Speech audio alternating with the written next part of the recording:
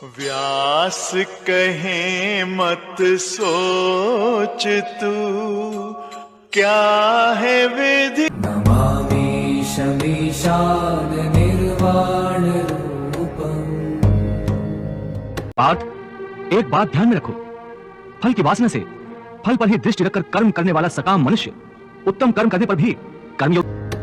विभुं व्यापकं ब्रह्म वेद स्वरूपम्। नमस्कार दोस्तों, स्वागत है एक बार फिर से नए व्लॉग के अंदर। और उम्मीद है कि आप लोग भी अपने घर पर सुरक्षित होंगे। तो ईश्वर का नाम लेते रहिए, लाइफ यूं ही मज़े में कटती रहेगी। जैसा कि आप देख रहे हो, हम पहुंच चुके हैं आज कुरुक्षेत्र। वो कुरुक्षेत्र जिसकी ज़मीन आज भी बताई जाती है कि खुदाई करने के बाद लाल निकलती है, क्योंकि यहाँ पर इतना बड़ा नरसंहार हुआ था। महाभारत विश्व के अंदर विख्यात है, इसमें लाखों लोगों की जान गई थी। वो महाभारत तो कहा जाता है कि एक धर्म युद्ध था।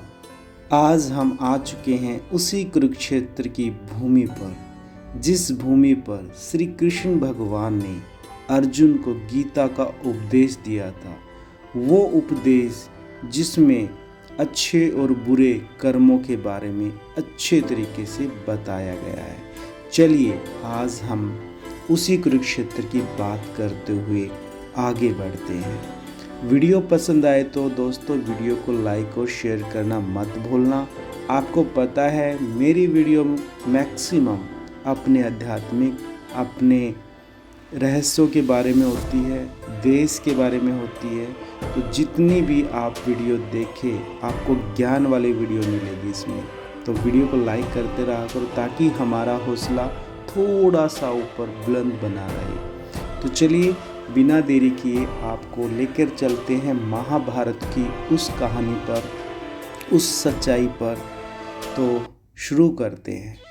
बोला जाता है महाभारत का युद्ध जो कुरुक्षेत्र की भूमि पर हुआ था, हिंदू धर्म का सबसे महत्वपूर्ण युद्ध है। यह युद्ध कौरवों और पांडवों के बीच हुआ था, जो दोनों ही राजा भरत के वंशज थे। युद्ध के पीछे कई कारण थे।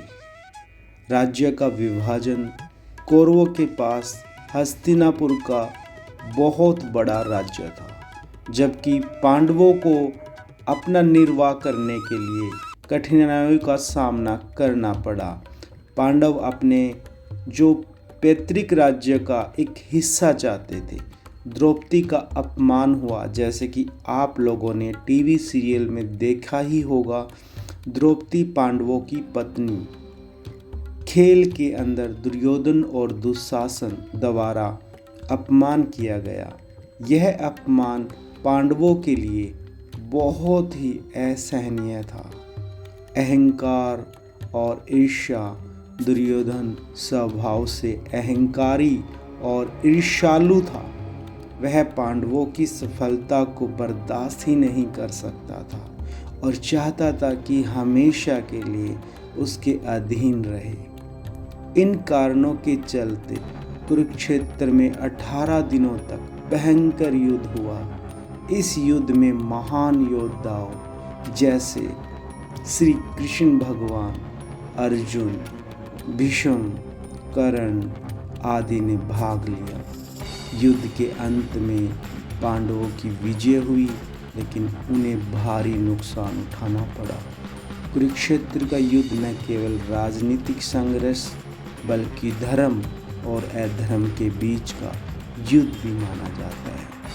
आज हम उस कुरुक्षेत्र की भूमि पर, उस भरम सरोवर पर हैं, जिसका स्नान करना बहुत ही बड़ा महत्व माना जाता है। चलिए अब हम करते हैं भरम सरोवर पर बातें। भरम सरोवर, कुरुक्षेत्र का भरम सरोवर महाभारत और अन्य हिंदू ग्रंथों में एक पवित्र जल स्रोत कहा जाता है कि भगवान ब्रह्मा ने यहीं पर सृष्टि की रचना की थी। इसलिए इसे तीर्थराज या तीर्थों का राज भी कहा जाता है।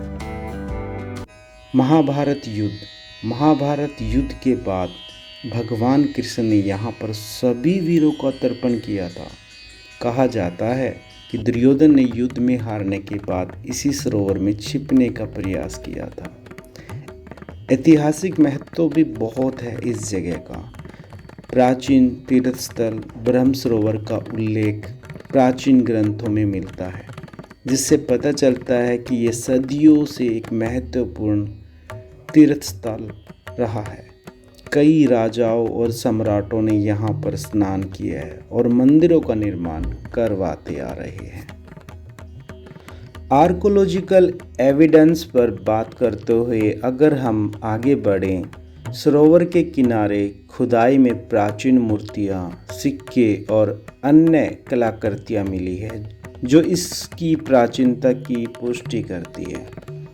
आधुनिक तीर्थ यात्रा आज भी ब्रह्म सरोवर लाखों तीर्थ यात्रियों को आकर्षित करता है, जो यहाँ पर स्नान करने, पूजा अर्चना करने और पवित्र जल का आशीर्वाद प्राप्त करने आते हैं। सांस्कृतिक महत्व की बात करें, धार्मिक अनुष्ठान रिचुअल्स, ब्रह्म सरोवर में कई धार्मिक अनुष्ठान किए जाते हैं, जिनमें स्नान, दान, पूजा अर्चना और तर्पण शामिल है। यह कई त्योहारों का भी केंद्र है, जैसे कि कुंभ मेला और ब्रह्म सरोवर मेला। कला और वास्तुकला, सरोवर के किनारे कई मंदिर और धार्मिक स्थल जिनमें सुंदर वास्तुकला और कलाकृतियाँ है। ये स्थल ब्रह्म सरोवर के धार्मिक और सांस्कृतिक महत्व को दर्शाते हैं। और हाँ, जब महाभारत की हम बात कर रहे हैं तो एक मुख्य कहानी की तरफ आपको लेकर चलते हैं। कुरुक्षेत्र में स्थित द्रौपदी कूप भी है का महत्वपूर्ण महाभारत से जुड़ा एक इतिहास है। कथा के अनुसार महाभारत के युद्ध के दौरान द्रौपदी पांडवों की पत्नी का बहुत बड़ा अपमान हुआ था, जैसे कि आप लोगों ने सीरियल्स में देखे ही होंगे। कौरवों के दुर्योधन और दुशासन ने खेल के जीत के बाद द्रौपदी का अपहरण कर सभा में लाए और उसे चीरहरण करने का प्रयास किया। द्रौपदी की पुकार सुनकर भगवान श्री कृष्ण वहां पहुंचे और अपनी दिव्य शक्ति से द्रौपदी की लाज बचाई। इसके बाद युद्ध में कौरवों को एक योद्धा दुशासन का वध किया गया। कथा बताती है कि युद्ध के बाद द्रौपदी अपने पति युधिष्ठिर के साथ दुशासन के रक्त से अपने बाल धोने के लिए द्रौपदी कूप गई। ये वही कूप है, वही जगह है जहाँ पर ये कथा प्रचलित है। माना जाता है कि इस कुएं के जल से उन्होंने दुशासन के रक्त को धोया था। द्रौपदी कूप को हिंदू धर्म में एक महत्वपूर्ण तीर्थ स्थल माना जाता है। कई श्रद्धालु यहाँ आकर पूजा अर्चना करते हैं और माता द्रौपदी को श्रद्धांजलि अर्पित करते हैं।